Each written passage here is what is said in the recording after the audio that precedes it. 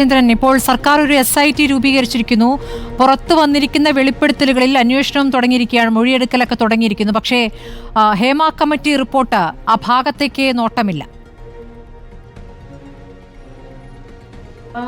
രണ്ട് കാര്യങ്ങളാണ്. ഒന്ന്, ഇന്നലെ സിദ്ദിഖിനെതിരെ കംപ്ലൈന്റ് കൊടുത്ത ആ സ്ത്രീ അവർ അതുകൊണ്ട് തന്നെയാണ് മ്യൂസിയം പോലീസ് സ്റ്റേഷനിൽ പോയി കംപ്ലൈന്റ് കൊടുത്തത്.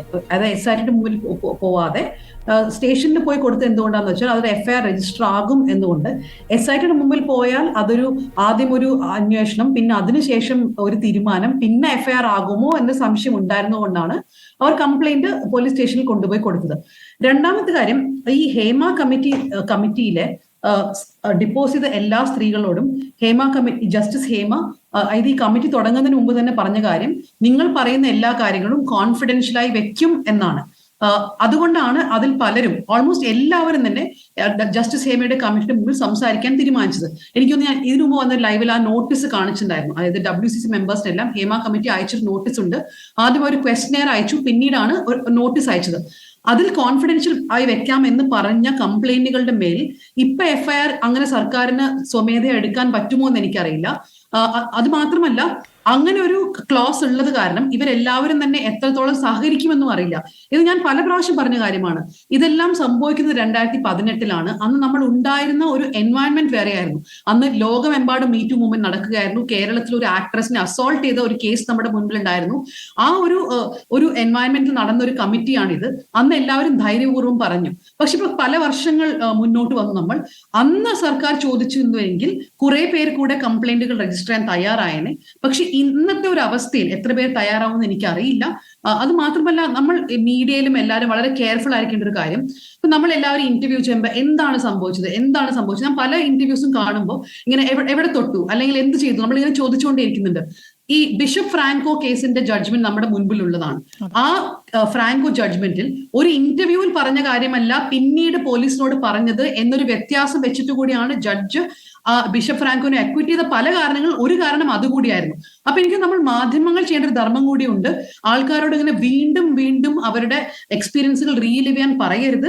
രണ്ടാമത്തെ കാര്യം, ഇന്ന് ഫോർ എക്സാമ്പിൾ ഒരു സ്ത്രീ പോലീസ് സ്റ്റേഷനിൽ നിന്ന്, എനിക്കറിയില്ല, SIT ഓഫീസിൽ നിന്ന് പുറത്തു വരുമ്പോൾ അവരോട് നിങ്ങൾക്ക് ആർക്കെതിരെയാണ് കംപ്ലൈന്റ് കൊടുത്തത്, നിങ്ങൾ പേര് പറയൂ, ഇല്ലെങ്കിൽ എല്ലാ ആണുങ്ങൾക്കും എതിരാവില്ലേ? ആവില്ല, എല്ലാ ആണുങ്ങളും എതിരാവില്ലല്ലോ ആരോപണം. അപ്പൊ എനിക്ക് നമ്മളും ഈ സ്റ്റോറിയെ വ്യത്യാസമായി ട്രീറ്റ് ചെയ്യേണ്ട ആവശ്യമുണ്ട് ഇവിടെ.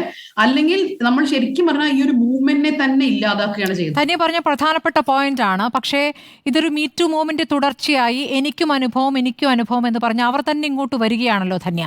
നമ്മളെ സംബന്ധിച്ച് നമ്മൾ അവരുടെ പിന്നാലെ പോവുകയല്ല, അവരിങ്ങോട്ട് വരുന്നു, പറയാൻ ആഗ്രഹിക്കുന്നു എന്ന് പറയും. ഇന്നലെ തന്നെ ഒരു ഉദാഹരണം പറയാം.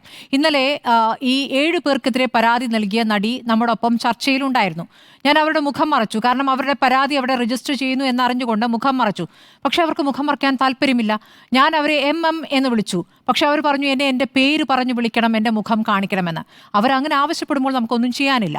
ആ രൂപത്തിലെ പ്രതികരണങ്ങൾ, അതിലെ സത്യസന്ധത, എത്രത്തോളം സത്യമുണ്ട് എന്നുള്ള കാര്യങ്ങളൊക്കെ പോലീസ് അന്വേഷിച്ച് കണ്ടെത്തേണ്ടതാണ്. താങ്കൾ പറഞ്ഞ കാര്യം വളരെ പ്രധാനം തന്നെയാണ്. നമ്മളെ സംബന്ധിച്ച് അതിലൊരു പൈങ്കിളിത്തരം കൊണ്ടുവരിക, അല്ലെങ്കിൽ അതിലെ ഇന്ന ആളാണോ എന്ന രൂപത്തിൽ ഈ രൂപത്തിൽ ഇന്ന നടനെതിരെ ഉണ്ടല്ലോ എന്ന് അന്വേഷിക്കുന്ന ഒരുതരം വൃത്തികെട്ട മാധ്യമ പ്രവർത്തനമുണ്ട്. ആ രൂപത്തിലേക്ക് നമുക്ക് പോകാൻ പറ്റില്ല, നമ്മൾ പോകുന്നുമില്ല. നമ്മളെ സംബന്ധിച്ച് ഈ പുറത്തു വരുന്ന മൊഴികളെക്കാൾ പ്രധാനം, ഏറ്റവും ഗൗരവത്തിലുള്ളത് അവിടെ ഹേമ കമ്മിറ്റിക്ക് മുൻപിൽ കൊടുത്തിരിക്കുന്ന വിവരങ്ങളാണല്ലോ. ആ പറയുന്ന മൊഴികൾ, ധന്യ പറഞ്ഞ ശരിയാണ്, വളരെ സൂക്ഷിച്ചും പേടിച്ചുമൊക്കെ മൊഴി കൊടുത്തവരാണ്. പക്ഷേ അവർ മൊഴി മാത്രമല്ലല്ലോ, തെളിവുകളും കൈമാറിയിട്ടുണ്ടല്ലോ. ആ തെളിവുകൾ സർക്കാരിന്റെ പക്കലുണ്ട്. അതിൽ സർക്കാർ എന്തു ചെയ്യുന്നു എന്ന ചോദ്യമില്ലേ ധന്യ? തീർച്ചയായിട്ടും ആ ചോദ്യം ഉണ്ട്, അതില്ലാന്ന് ഞാൻ പറയല്ല. പിന്നെ ഇന്നലത്തെ സ്മൃതിയുടെ ഞാൻ വീഡിയോ കണ്ടിരുന്നു. സ്മൃതി ചെയ്ത് ശരി തന്നെയാണ്. ഇപ്പൊ ഞങ്ങൾ ഫോർ എക്സാമ്പിൾ പഴയ സ്റ്റോറികളിൽ പോയിട്ട് ഇവരുടെയൊക്കെ പേരുകൾ റിമൂവ് ചെയ്യാണ്. എന്ന് വെച്ചാൽ അവരിപ്പോ പുറത്തു വന്നു, അല്ലെങ്കിൽ അവർ ഒരു പോലീസ് കേസ് കൊടുത്തത് കാരണം, അല്ലെങ്കിൽ വ്യക്തമായി നമുക്ക് അറിയാം ഇപ്പൊ എന്താണ് പ്രശ്നമെന്ന്. അതുകൊണ്ട് നമ്മൾ പല പഴയ സ്റ്റോറികളിൽ നിന്ന് പേരുകൾ റിഡാക്ട് ചെയ്യണം. സ്മൃതി ചെയ്ത് ശരിക്കും ശരി തന്നെയാണ്. പക്ഷെ ഇതൊരു വളരെ കൺഫ്യൂസിംഗ് ആയിട്ടുള്ള സ്റ്റേജ് ആണല്ലേ. അതായത് സർക്കാർ നടപടി എടുക്കേണ്ട സമയം എടുത്തില്ല, അത് ഇത്രയും മുന്നോട്ട് പോയി. ഇനി നമ്മൾ വീണ്ടും പ്രശ്നത്തിലാക്കാൻ പോകുന്ന ഈ സ്ത്രീകളെ തന്നെയാണ്. അതുകൊണ്ട് ഇതൊരു വളരെ കൺഫ്യൂസിംഗ് ആയിട്ടുള്ള ചോദ്യമാണ്. ഈ സമയം ഈ FIR എടുക്കണോ, അങ്ങനെ ഉണ്ടെങ്കിൽ ഈ സ്ത്രീകൾ എല്ലാവരും കോപ്പറേറ്റ് ചെയ്യുമോ? ഇവർ എടുത്തിരിക്കുന്ന പേരുകൾ ആരാണെന്ന് നമുക്ക് അറിയില്ലല്ലോ. ഇത് എത്രത്തോളം വെൽ നോൺ പീപ്പിൾ, ഈ വെൽ നോൺ പീപ്പിൾ ആരാണ്? അതായത് ഇവരുടെ പേരുകൾ പുറത്തു വന്നാൽ ഈ സ്ത്രീകളുടെ അവസരങ്ങൾ മുഴുവനായി ഇല്ലാതാക്കുന്ന രീതിയിലുള്ള ആൾക്കാരുടെ പേരുകളാണോ എന്ന് പോലും നമുക്കിപ്പോ വ്യക്തമായി അറിയില്ല. പക്ഷേ ധന്യ നോക്കൂ, ഈ AMMയിലെ എക്സിക്യൂട്ടീവ് കമ്മിറ്റി അംഗങ്ങൾ ഒന്നാകെ അങ്ങ് രാജിവെക്കുകയാണ്. ആ രാജിയുടെ കാര്യത്തിലൊക്കെ ചിലർക്ക് അഭിപ്രായ വ്യത്യാസമുണ്ട്. പക്ഷേ എന്തുകൊണ്ടാണ് ആ രാജിവെക്കുന്നത്? ചില കാര്യങ്ങളിൽ ഉത്തരം പറയാൻ പറ്റാതെ ഒരുമിച്ചങ്ങ് രാജിവെച്ച് ഓടി രക്ഷപ്പെടുകയാണ് ചെയ്തിരിക്കുന്നത്. അതാണ് നമ്മുടെ മുന്നിലെ ഒരു യാഥാർത്ഥ്യം. മാത്രമല്ല, ഇന്നിപ്പോൾ എത്ര പേരാണ് നിയമോപദേശം തേടിക്കൊണ്ടിരിക്കുകയാണ്, എങ്ങനെ രക്ഷപ്പെടാം എന്നുള്ള കാര്യത്തിൽ നിയമോപദേശം തേടുന്നു. അപ്പോൾ ഇത് പുറത്ത് ആരോപണം ഉയർന്നവർക്കെതിരെയാണ്. ഇതൊരു വലിയ മാറ്റമായി, അല്ലെങ്കിൽ പേടിപ്പിച്ചവർ ഭയക്കുന്ന ഒരു അവസ്ഥയിലേക്ക് എത്തിയിട്ടുണ്ടല്ലോ. അതിലെ ശരി തെറ്റുകൾ നമുക്ക് പിന്നെ നോക്കാം. പക്ഷേ ഒരു കുറേ തെറ്റുകൾ നടന്ന സംഭവത്തിൽ നിന്നാണ് ഇങ്ങനെ ചില ചെറിയ കാര്യങ്ങൾ ഉണ്ടാകുന്നത്. അതെ, തീർച്ചയായും.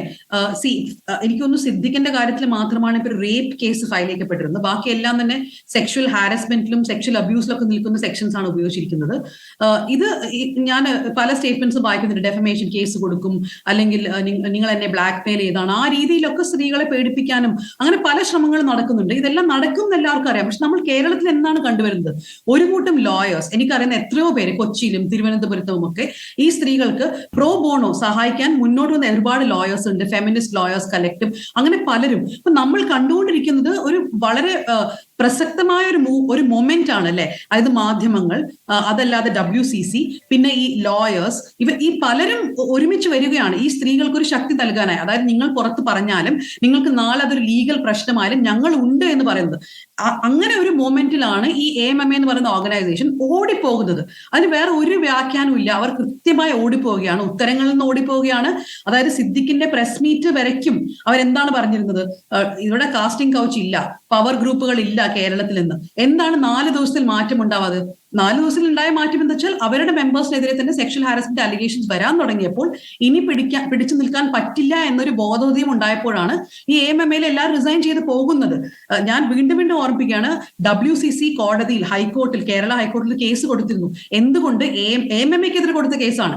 അവരുടെ AMMയിൽ എന്തുകൊണ്ട് IC അല്ലെങ്കിൽ സെക്ഷൽ ഹാരസ്മെന്റ് കമ്മിറ്റി ഇല്ല എന്ന് പറഞ്ഞ് കൊടുത്ത കേസിൽ ഈ AMMA കോടതിയിൽ പറഞ്ഞത് ഞങ്ങളുടെ ഒരു വർക്ക് സ്പേസ് അല്ല, ഞങ്ങൾക്ക് ഇന്റേണൽ കമ്മിറ്റിയുടെ ആവശ്യമില്ല എന്നാണ് അവർ ആദ്യം പറഞ്ഞത്. അങ്ങനെ ഒരു സ്റ്റാൻഡ് എടുത്തൊരു ഓർഗനൈസേഷൻ ആണ് ഇത്. ഇവർ എത്രയോ കാലങ്ങളായി ഒരു ആന്റി വിമൻ സ്റ്റാൻഡ് എടുക്കുന്ന ഒരു കമ്മിറ്റിയാണ് ഇവർക്കുള്ളത്. അതുകൊണ്ട് അവർ പോണം. പക്ഷെ അവർ പോയ രീതി ശരിയായില്ല. അവര് ഉത്തരം പറയാതെയാണ് പോയത്.